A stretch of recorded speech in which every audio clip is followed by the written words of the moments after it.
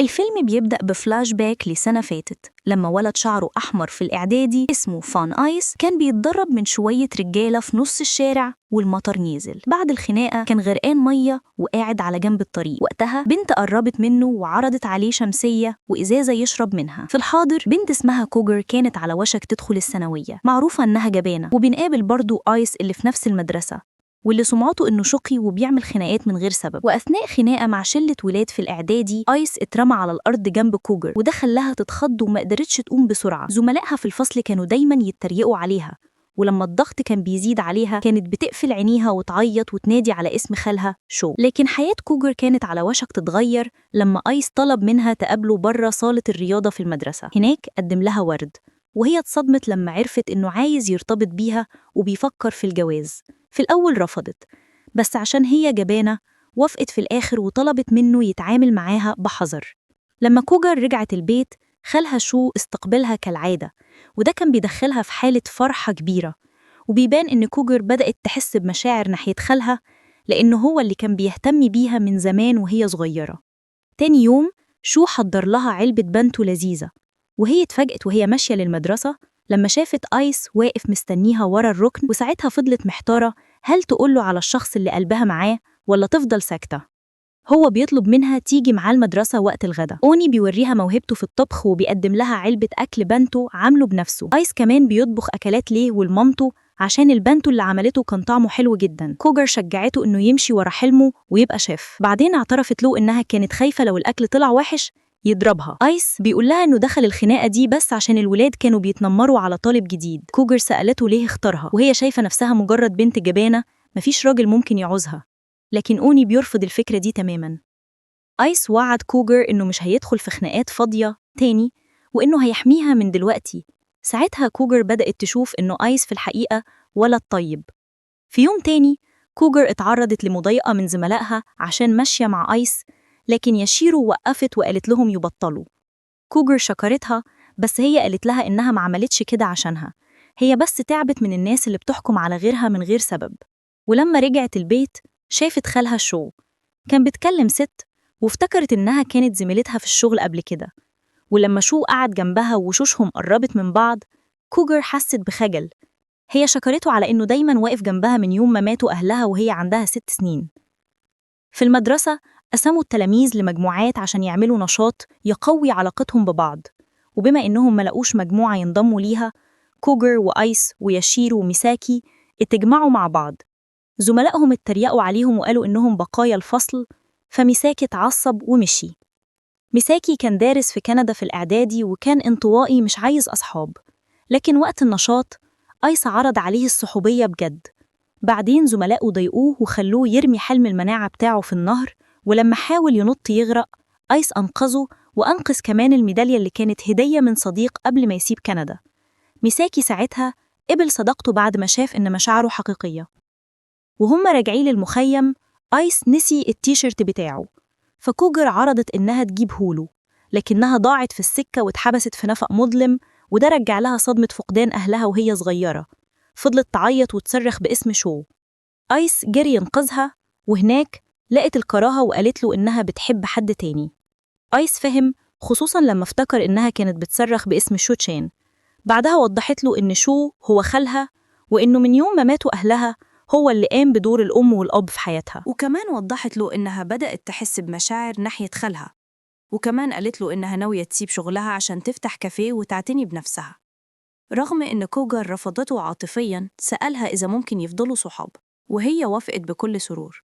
ياشيرو وميساكي لاحظوا الوضع، ومع إن شخصياتهم مختلفة الأربعة بقى بينهم صداقة قوية. في الفصل كوجر حكت لياشيرو عن آيس وقالت إنه صديق مميز جداً وشخصيته حلوة، لكنها مش متأكدة إذا عايزة توعده. ياشيرو نصحها إنها تتخيل إنها بتبوسه، وحقيقة إنها حاولت تتخيل ده كان الدليل إنها معجبة بيه شوية. تاني يوم قبل ما يروحوا المكتبة يذاكروا مع بعض كوجر شافت ياشيرو بيبوس ولد على موتوسيكل كبير. وأثناء المذاكرة كوجر نامت عشان تعبها وآيس مش قادر يمسك نفسه ومال عليها وبسها بحنية. كوجر اتصدمت وهي شايفة شفايفهم بتلمس بعض، وآيس حس بالذنب فوراً واعتذر على طول. وبعد كده طلب من كوجر إنها ما تنساش الأوقات اللي قضوها مع بعض رغم إنه حس إنه غبي شوية لما بادر هو بالبوسة. كوجر كانت مش متأكدة تحس بإيه. في الوقت ده اتعرفت طالبة جديدة في الفصل اسمها نيشيجاكي. كانت خجولة وغريبة في تعاملها مع الناس، وعلشان كده تعرضت للتنمر فوراً. لكن يوم من الأيام إيس طلب منها تتغدى معاه، وكوجر كانت بتتفرج من بعيد.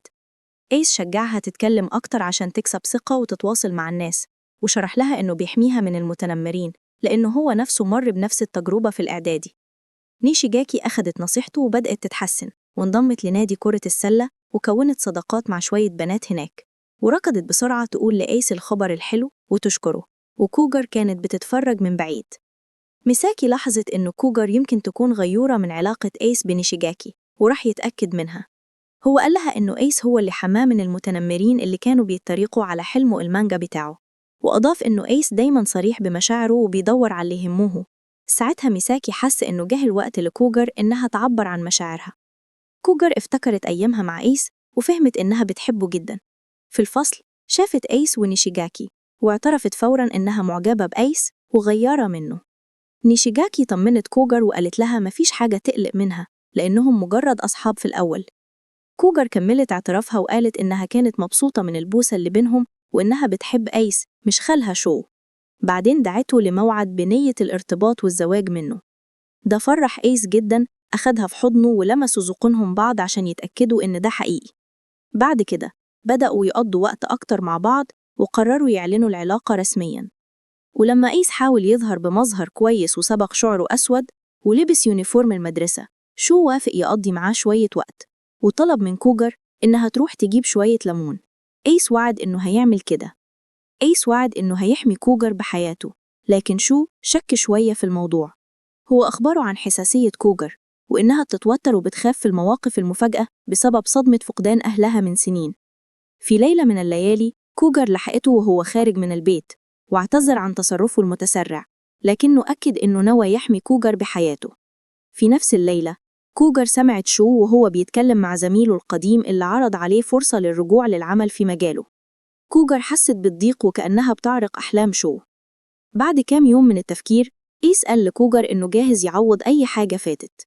بعد كده لاحظ صديق ياشيرو أبي كومي بيبوس ست تانية. أبي كومي عارف إيس من المعركة اللي كانت بينه هو وعصابته من سنة تقريباً، ولوم إيس على إنه ما تسمحش ليه يدخل كلية الطب ويتولى مستشفى والده بسبب سجله الجنائي.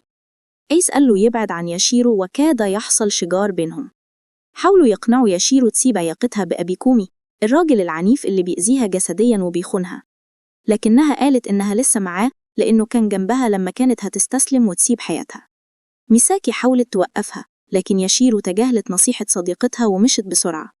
بعد كده ياشيرو راحت على بيت أبي كومي واعتذر لها عن الاعتداء وأكد لها إنها حبه الواحد، وبعدين طلب منها حاجة بعد ما أعلنوا الحب بينهم. المشهد التالي بيوري كوجر وهي مستعجلة وبتخرج بعد ما وصلتها رسالة من ياشيرو. ياشيرو طلبت من كوجر تروح تنقذها في بيت أبي كومي، ولما وصلت اكتشفت أبي كومي وعصابته منتظرينها. أبي كومي حاول يستخدمها عشان ينتقم من إيس ويوريه صورة ليه مع كوجر. لما وصل إيس توسل لأبي كومي إنه ما يتدخلش فيها وإنه ينتقم منه من غير ما يقاتله. أبي كومي وافق على الصفقة وكاد تحصل كارثة، لكن ميساكي وشو وصلوا في الوقت المناسب ورشوا كاتشب في عيون أبي كومي. شالوا إيس بعيد عن بيت أبي كومي، وفي نفس الوقت ميساكي حررت ياشيرو اللي كان محتجز في أوضة رغم إصاباته. إيس استغل الفرصة ليطمن شو إنه جاهز يدافع عن كوجر بنفس الطريقة اللي عملها قبل كده. إيس فكرها إنها هي اللي أنقذته أول مرة لما أعطته الشمسية بعد خناقة تحت المطر. كان مكتئب جدا وقتها، والبدرة البسيطة دي كان ليها تأثير كبير عليه، فسألها عن مغفرة والدتها ووعد إنه يتحسن ويحمي الناس اللي يهموه ومن ضمنهم هي. بالرغم من إن ده كان مؤلم شوية لشو إنه يشوف كوجر بتتقوى من غيره، لكنه ما عادش عايز يقف في طريقهم. في اليوم التالي أبي كومي حاول يصالح ميساكي بالاعتذار، لكن ميساكي تصدت له. بعدين ميساكي لقت الشجاعة وقالت لياشيرو قد إيه يهمها، وهو وعد إنه هيقف دايماً جنب اللي يهموه زي ما إيس عمل. في آخر المشاهد إيس أعاد لكوجر ذكرياتها السعيدة وهي بتتعلم ركوب العجلة، ماسك العجلة من وراها وسابها لما كانت جاهزة. نصحها تعمل أي حاجة تخليها سعيدة وركب معاها العجل لحد الشاطئ. هناك إيس قدم لكوجر باقة ورد وقال لها إنه بعد 9 سنين مدة صدمتها من فقدان أهلها قبل ما يقابلها جايب لها الورود وطلب منها تتجوزه. القصة بتورينا إن أبسط تصرف لطيف ممكن يخلق سعادة وحب حقيقي في حياتك.